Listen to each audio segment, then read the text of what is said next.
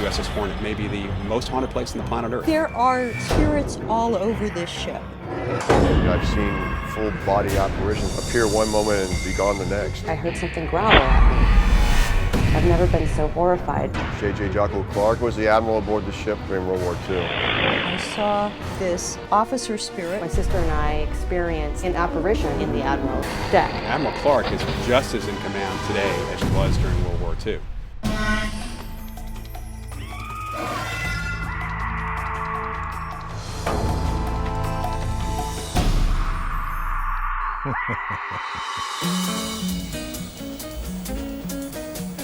This, my friends, is spectacular San Francisco. Oh, it's hip, eclectic, vibrant. It's alive with beauty and fun. A most charming and exciting place.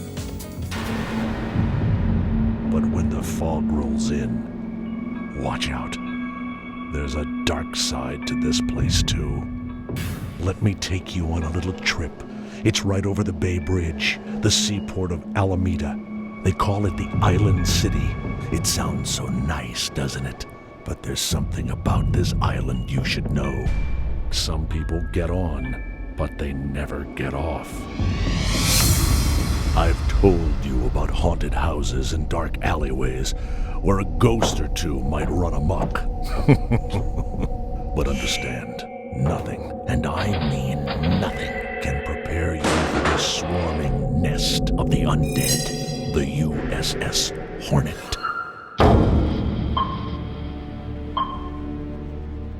The Hornet is not your typical haunted place.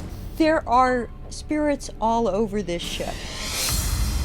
I've been on board the ship for about a year and a half, and I have definitely seen experiences that I'm a believer in the paranormal. Aboard the USS Hornet, I've spoken to about 27 different ghosts.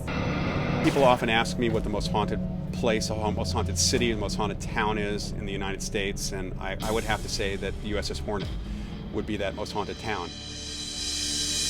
Square footage-wise, it may be the most haunted place on the planet Earth. I do believe the spirits that haunt the ship are former crew members that never left. They will tell you that history is the stuff that spirits feed upon.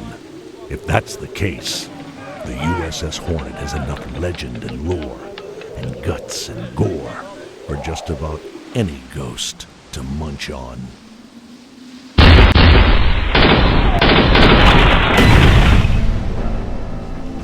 The USS Hornet first saw combat off Palau in 1944.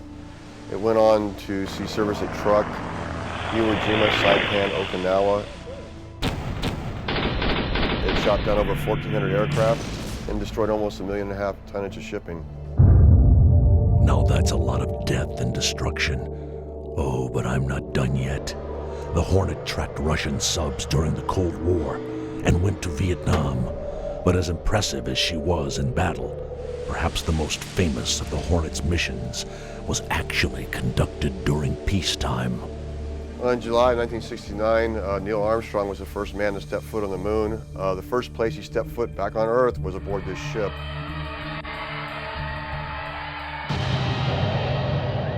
But you know how it goes. Sooner or later, everything dies. In 1970, the Hornet was retired, and the Navy decided to sell the heroic ship for scrap metal. It was a fate some would just not stand for. A group of us helped clean the ship up and to raise interest in preserving the ship. From that original core group, we founded the organization that did save the ship from the scrapyard. Saved from the scrapyard, but not from the graveyard. Today, the USS Hornet is a museum of sorts. A ghost ship that dropped anchor, and then she went searching for her phantom crew. In looking back at the history, it doesn't look like the Hornet was actually haunted until it was moved down here to Alameda. It seems that once it was down here and in distress, somehow, some way, the call went out, and some of the folks who served aboard the ship came back. And it wasn't just a few disembodied sailors who answered the call. On the Hornet, there is a swarm of spirits, and you are the intruder. Which begs the question any sailor worth his salt would ask. Is there anyone in command of these marauding mariners? Oh yes, you bet there is. I saw this officer spirit that might be the spirit of Admiral J.J. Clark.